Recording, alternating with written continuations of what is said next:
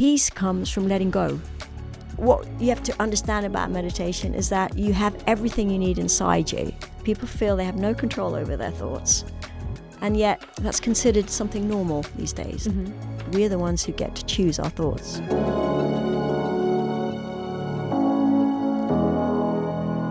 I think society has changed, I would say, beyond recognition from the 80s. I think, there's far less peace, there's far less contentment. I'm going to sound like an old fogey, but people are finding it very hard to be happy. There's much more anxiety, much more anxiety. I remember, amongst young people, all age people, but including young people, it's like, it used to be like your carefree days in your youth. That seems to have, it's not carefree at all anymore. There's so many things to worry about. There's the distractions, which in the last, I would say, 20 years, isn't it, have gone through the roof. Like the entertainment, literally at the tip of your fingers, 24 hours a day. When the first kind of 10 years when I was at Major Macca Center, just for example, and this is the culture, there was maybe 3 channels on TV. We didn't even have a TV, but there was 3 channels on TV. You go to the movies like once every week or 2 weeks or something like that. That was it for entertainment. You might pick up a newspaper, you might pick up a magazine, you might pick up a book from time to time, but that was it.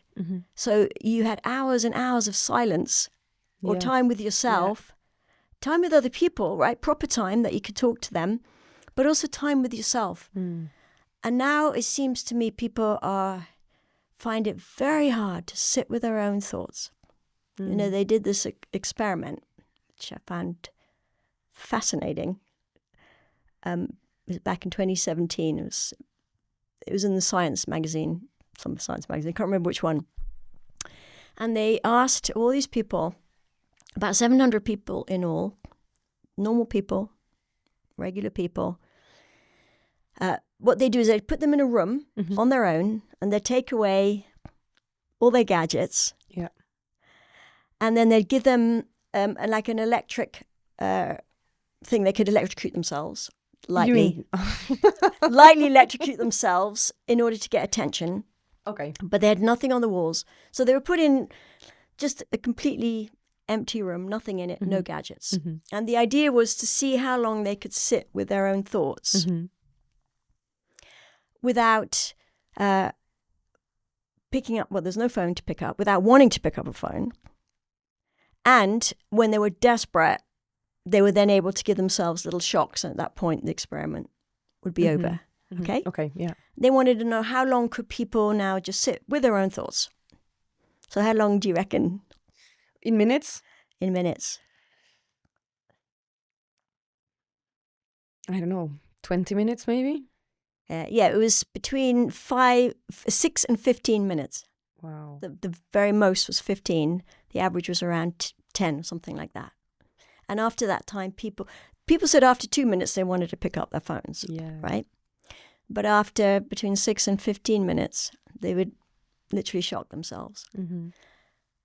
And they were a little bit astounded by the results of this experiment. Because they didn't have the clock with them, so they didn't know how long it is. They didn't know how long, and the experimenters didn't really know. I mean, they were trying to see what people's attention span was and whether people could be comfortable with themselves. And then when they followed up and asked, why can you not sit with your own thoughts? They all said, our thoughts are too sad. And we don't know how to deal with them. And we're scared of our own thoughts. What came out is that they had a lot of unprocessed issues and grief and sadness. And they started to feel lonely, and they didn't know what to do with that. Or they started to feel anxious. They didn't know what to do with it. And so because we've just got to the point where everybody does one of two things. They either suppress their bad thoughts or they distract themselves. It's one or the other. Pretty much one or the other. So people, so what they discovered is that people were just completely unable to deal with their own, they didn't want to look at their own thoughts. And this is a big problem for many reasons, but one is because our whole sense of self is tied up with our thoughts. what we're thinking about ourselves, what we're thinking about other people, our whole identity, and everything comes from our self-image.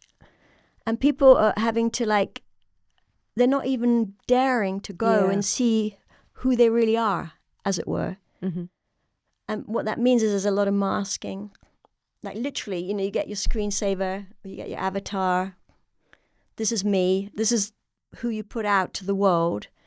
Meanwhile, there's so much in people that's left unexplored and unexamined that people really don't really know who they are. And the fear of looking at those thoughts is so great that people cannot get to know themselves, and therefore, how are they supposed to know other people? Empathy takes a hit from that. Do you think that's why people sometimes people think that meditation makes them unhappy, or like their mind is super busy and stuff? Excellent what question. you are saying, it seems like maybe what they are witnessing is something that was not dealt with.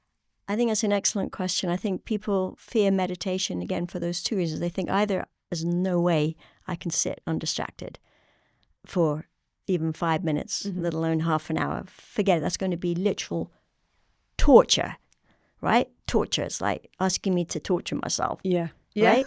And on top of that, right. Why would I do that? For you. It's supposed to be. It's another thing on my long to-do list of things I should be doing, like eating broccoli to feel and go and exercise. It's another thing, torture. and I'm not. There's another thing I'm not doing. Yeah. So it's another reason to hate myself, beat myself up for not doing what I should be doing. So there's that, but there's also, I think, a very genuine fear of looking at people looking at their own thoughts because they're sad, they're unprocessed. And what people don't realize, of course, and what meditation helps people understand, is that, of course, they're not their thoughts, that their mind is like this vast, endless, boundless, clear sky, as is Buddha's analogy for our mind. And those thoughts are not nearly as scary as they appear to be. If you sit with them, silence is very powerful. If you just sat with the silence, what you discover, but this is a lost art. You asked me what's the difference between people now, as it were, and people back then. I would say silence is an utterly lost art. So, and by silence, I mean being able to sit there with your own thoughts and let them arise without taking them so seriously, or without identifying with them, and just enjoying them without feeling they're somehow going to destroy you in some way. Yeah. It's extraordinary that our thoughts can be feel like so uncontrolled, and people feel they have no control over their thoughts, and yet that's considered something normal these days. Like, you can't control your thoughts, no one can control their thoughts. That's normal. But it's not normal. It's torture to go through life and have your thoughts thinking you rather than the other way around, when many of these thoughts are thoughts that nobody wants, but you have no sense of perspective on them, and you have no ability to control them yourself because you've never even tried, because you're too scared. But I ask people this question sometimes, because again, this was another experiment they did several years ago. They asked, again, just regular people. Like if I was to ask you this question. Okay, cool. Out of 10 thoughts that you have, how many of those do you feel you don't choose? Ooh. Or for that matter, that you're not, you don't control. You don't choose to think them. Well, I think I have pockets in my life where I'm trying to do a little bit of working with my mind, and in those moments I try to choose the thoughts, but throughout my day I would say 0. Even 0, you're very honest. Yeah. So no, what you mean is the other way around, 10. How many thoughts don't you choose? How many thoughts I don't choose? Probably 10. Like, I might choose a thought of like, yes, I have to get on time from A to B. I have to now take my car. Those like practical thoughts. Yes. But what do I think about myself and the world, and how do I react to people? Yes. I think that's just coming. It just comes up. Yeah. Okay. So the answer, the average answer was, like you said, it was 9 to 10. And I ask that question of people a lot, Because what this study went on to show, so people are saying that 9 out of 10 thoughts they don't control. So let's say uncontrolled thoughts, right? Thoughts they don't choose. Then if you ask what kind of thoughts that you're not choosing, what kind of thoughts are they? Are they peaceful? Are they happy? Are they blissful? Are they compassionate thoughts? Yeah. Are these thoughts, what kind of thoughts are they? What would you answer? Yeah, well, first thing that came to my mind, judgment. And I have seen an increase of judgmental thoughts within myself over the past few years. I mean, I've heard research has been done about social media and the impact on it, because we trained our mind to judge whether we like something or not like, whether we engage with the content or not. And that has an impact. It's kind of the skill of judging spread it throughout my life, and I see that I walk on the street and I'm like, I like this outfit, I don't like that. Oh my gosh, how interesting. I know, that's extraordinary. But it's also painful because I'm like, I don't want to see a person I don't like their outfit and have negative feelings towards them. Like, I don't even know this person. You don't even know them. Yeah. You want to love them. And then did you say you judged your own thoughts as well within that? Or yeah. Double-edged That's so sword, interesting. yeah. Thank you for sharing that, actually, because the judgment thing is, that is... You don't choose to judge, do you? If we had a choice just to accept everyone unconditionally and just enjoy them and enjoy with that, no one really likes judging. So that's an example of an uncontrolled thought that is not a pleasant thought, particularly. It's not particularly peaceful thought. Yeah. So they found that basically the thoughts that people are having in these 9 out of 10 thoughts that they don't choose are things like judgment or anxiety or anger, or whatever, just uncontrolled. These thoughts were not great thoughts, put it that way. Yeah. They're not happy, peaceful, blissful. Even though we're capable of these happy, peaceful, blissful thoughts, these uncontrolled thoughts are not them, right? So what we have here is we have 9 out of 10 people saying they have 90% of the time their mind is out of control, right? Uncontrolled thoughts. 90% of the time their mind is not peaceful.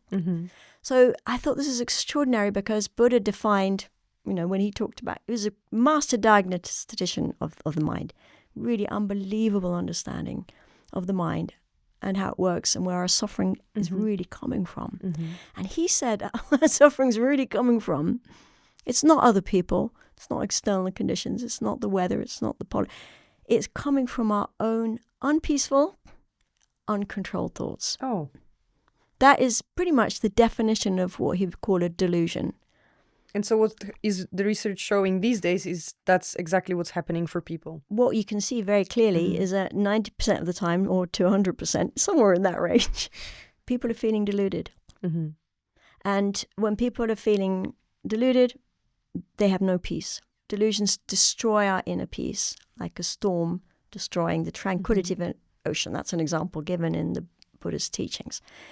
And people are now having delusions all the time.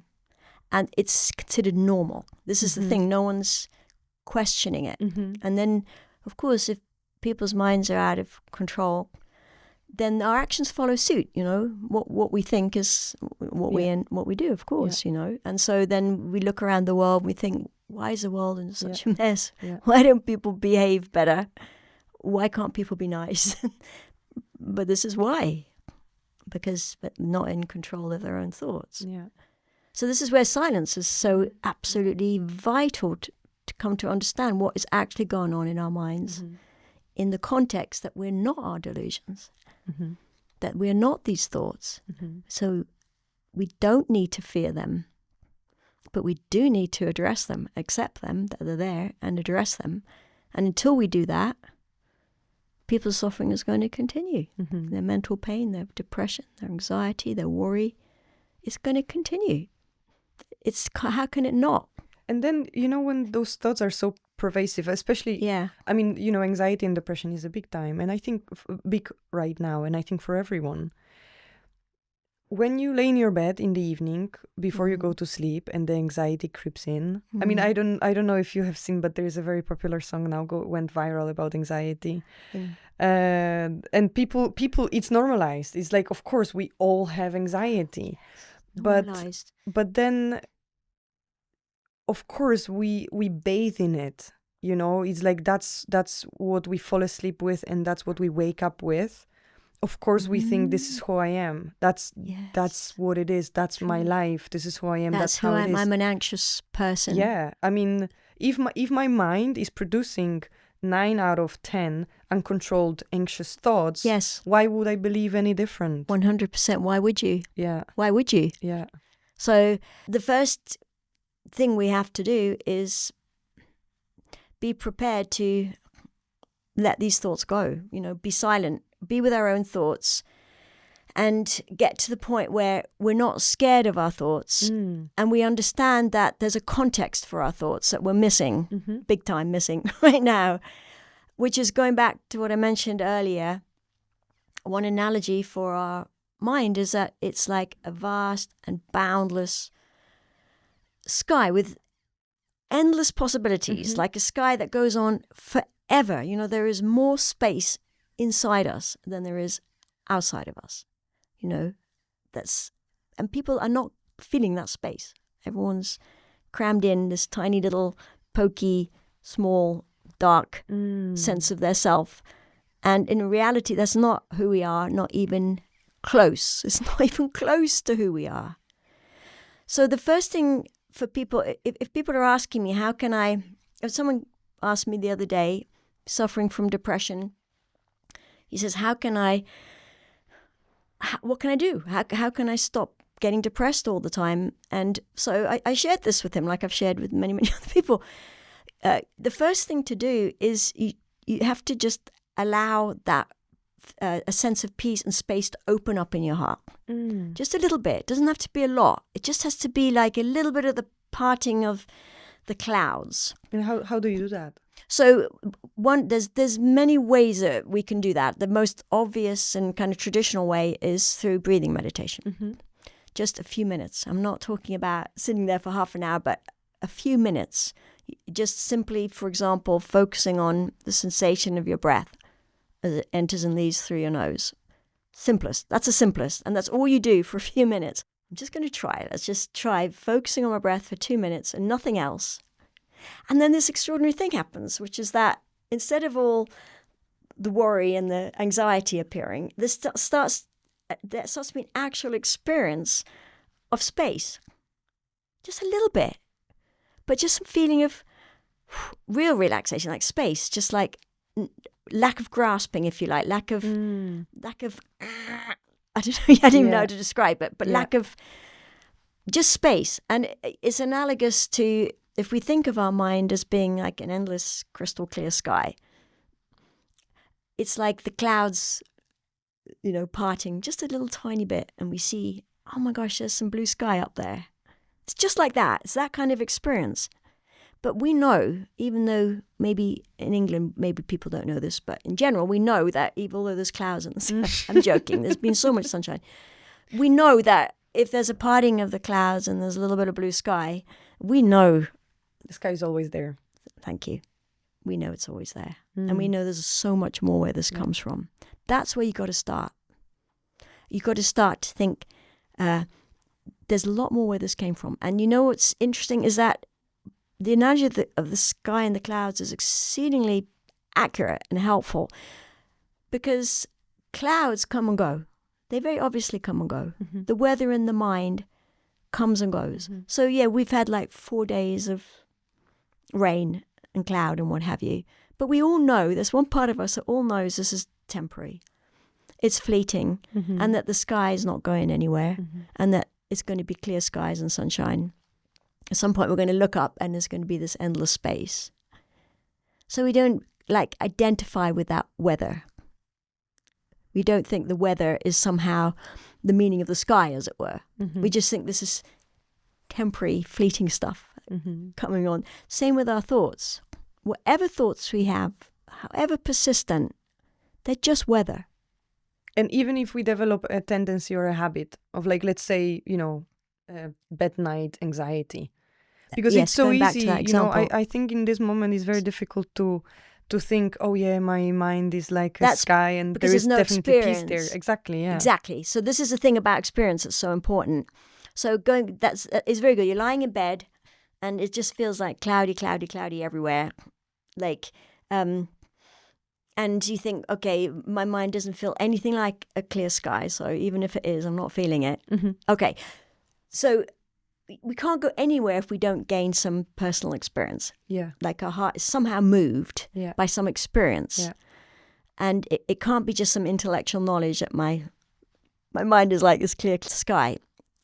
So you're lying in bed at night, you're getting anxious, you think, okay, I've heard that that I'm not my anxiety, that this is weather in the sky. So I'm just going to breathe. I'm just going to breathe for a few minutes. I'm just going to focus on my breath. Just that. Just give yourself some simple instructions. I'm just going to focus on the breath. I'm going to resist the temptation to follow any other thoughts. When my mind wanders, which it will, I'm going to bring it back to the next breath. And I'm just going to enjoy that. I'm not going to control my breath. I'm just going to breathe normally. And I'm just going to enjoy that process for a few minutes. That feels very unproductive. Yes, but give yourself just a few minutes. Yeah. Right? Yeah. Because in that context, then you start to feel a little bit of peace. Okay, it'll happen. It'll for sure happen. Because our mind, as soon as it starts to settle, there's peace there already. It's not like we're putting the peace in there. It's already there. But what we have to understand, we have to join those dots between, there's peace already in me, and it comes not from thinking things through in any productive manner, from working out what I'm anxious about and how to fix it. That's just making me more anxious. Peace comes from letting go of those thoughts, even for a few minutes, by focusing just on the breath. What I'll discover is that there is peace inside me already. There's already peace inside me. And we can think of that peace, it also feels relatively spacious. There's less you've mentioned grasping. There's more space inside of me than outside. There's far more space inside us than outside us. Far more. Our mind is limitless, right? But you're just getting a little taste of that. And then on that basis, you can use some wisdom, some insight. Just think, okay, this is some little bit of clearing in the mind, some peace there, some space there. And although it's only a little bit, it's only a little relative peace compared to how I was feeling 5 minutes ago, it's enough to show me that there's more. And it's also enough to show me that my mind is naturally like this. This is actually what my mind's like. And at that point, this is why the analogy is so helpful. Just think, this is like the sky. And my anxiety is like the clouds. So yes, sure, I can go back through to big habits of having anxious thoughts and just intrusive thoughts and catastrophic thinking. I've done it over and over and over again. This is a big old habit. Of course it is, right? But I do actually have a bit of choice now. Because I can choose to think, okay, I can go right back into catastrophic thinking. Or maybe I can, within this little bit of space that's opened up, I can think some good thoughts about something. Or I can pick up a book, which is a positive book about anything. You've slightly derailed the anxiety, just enough time to derail it. And at that point, we have that choice to either build on it or go back to feeling anxious again. We have a choice, which we didn't have before, because we were just caught up in all the clouds. And that builds up. You're talking, this is step one, isn't it? This is step one, because if we feel good for even a minute or two, then there's going to be a feeling, I'm going to do this again, right? And then try it maybe when we're not also right in the middle of anxiety, but at other times when we're already looking out the window on the train and we're already feeling, I feel actually not too terrible right now. I think I'll try a few minutes breathing meditation. So then do you think, because you said that there is peace inside of me. Yes. And of course, at the moment, I need to take you on a face value, because perhaps that's not my experience in my life, right? Right. But is there any benefit from trying to identify with that a little bit more than with the crippling, destructive patterns that I have in my life? Yeah, I mean, you said it. Absolutely. So even on the basis of, let's say you've done a few of these little mini meditations, 2 or 3 minutes, you've got some little bit of sense of peace. And at that point you understand this is a natural part of my own mind. And actually I can, for now, just get a sense that this is just the tip of the iceberg, or it's just the opening in the clouds, that there's a lot more. There's peace inside me, and that my mind is like actually naturally peaceful, not naturally anxious or deluded or unhappy even, right? My mind is actually naturally peaceful. That's a very amazing starting point. Because on that basis, you can think, okay, on the basis of that actual genuine experience, you can then start building a self-image or sense of self. You can think, this is me. You can actually think, this is actually me. This is really me. And all that other stuff is not me. It's just clouds. And this is me. And that is real wisdom. That's beginning to change our self-image and change our sense of self based on actual experience that is valid. And that peace is indestructible because it's always there. Like you said earlier, you can't destroy the sky. You know, the weather, the sky is always there. Yeah. That peace is always there. So your point is, if you stay like this is really me and the other stuff is not, you think, this is me. I'm actually a naturally peaceful person. And within that, I have potential for more peace. I have actually boundless potential. And that's me. And we get used to that sense of ourselves. So we start to believe it and feel it.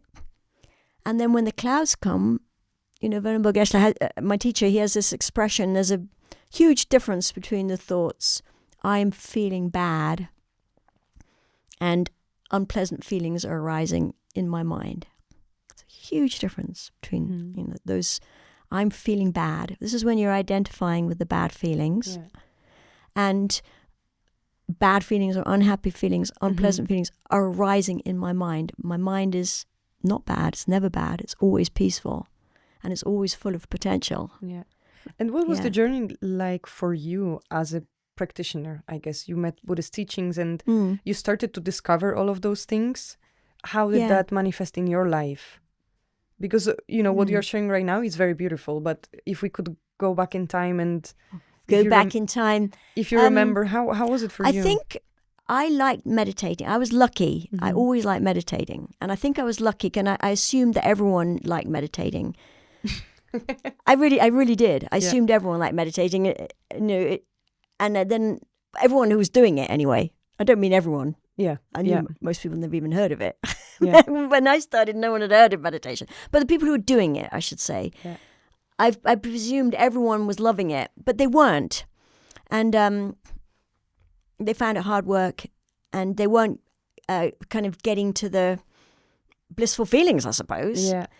And their minds weren't clearing, and they were in some ways just feeling, like you were saying earlier, almost more judgmental of themselves. I've been meditating now for 6 months, and I should be like this peaceful person that I've seen on the images. 100%. Like on all those happy images that we have. Like, why don't I get that when I meditate? And then the skinny women sitting in a perfect cross leg, you know, with their...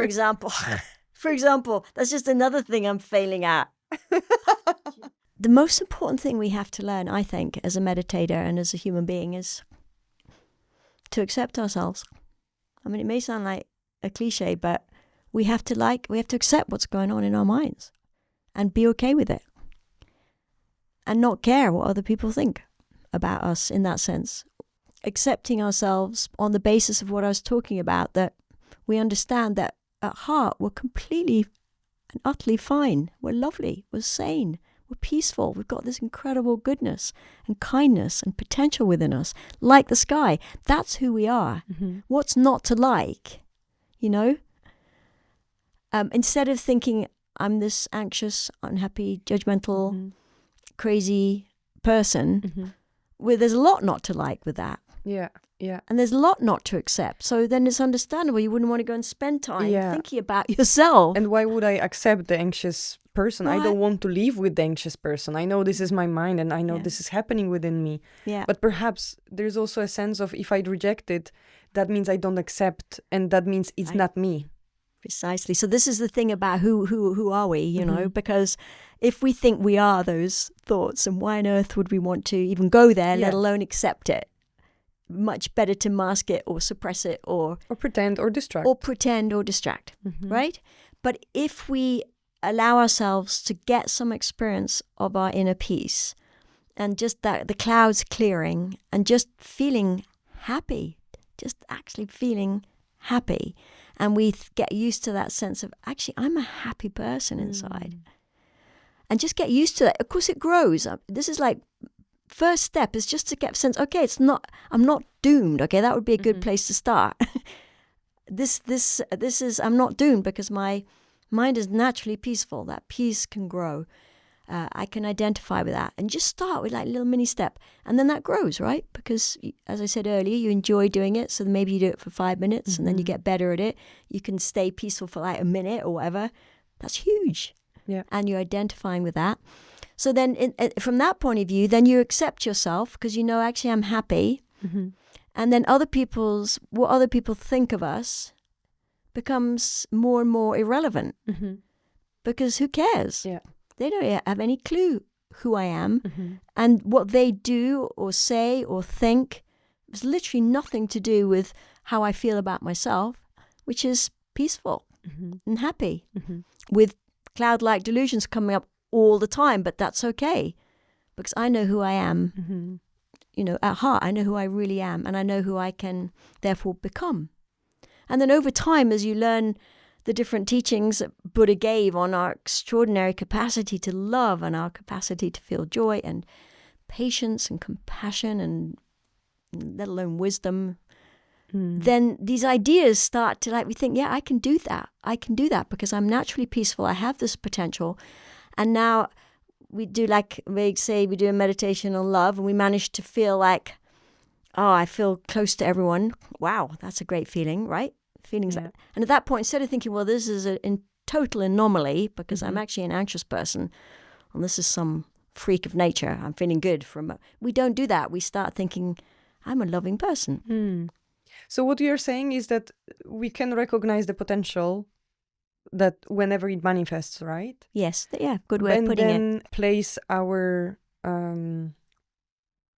self-identification on those rather than on the negative. So then isn't it coming back to the experiment that they did? How many thoughts you're choosing? Yeah.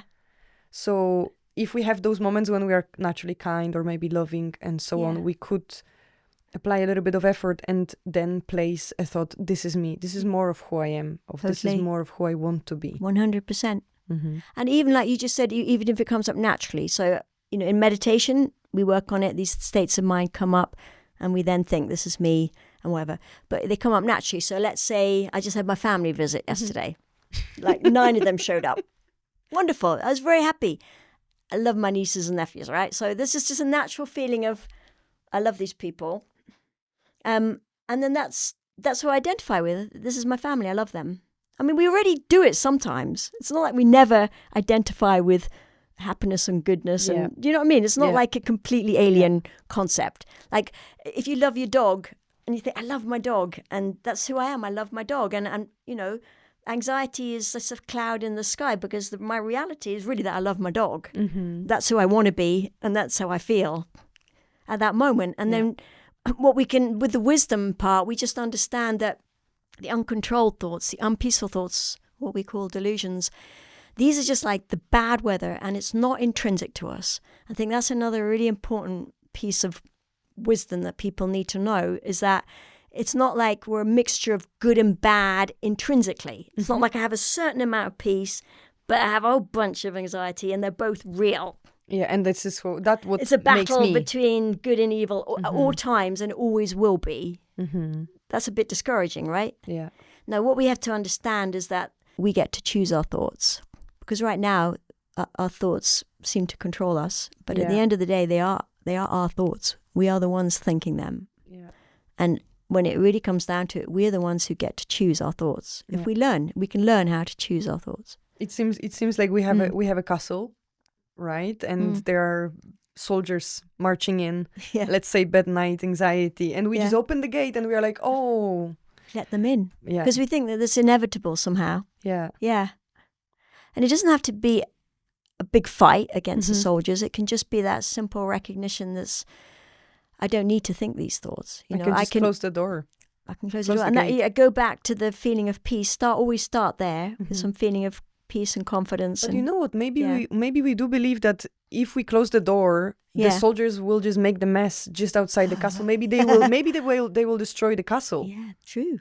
Yeah, no, true. Yeah. So, we give our thoughts way too much power over us, way too much. And they really don't have that power over us. Only with the power we give them, and that's, we do get to choose. Ultimately, when we say we control our mind or master our mind or train our mind, we're really talking about choosing. We choose what thoughts that we want. Yeah. And then through familiarity, they become as habitual as our delusions are now, and they start to arise just habitually.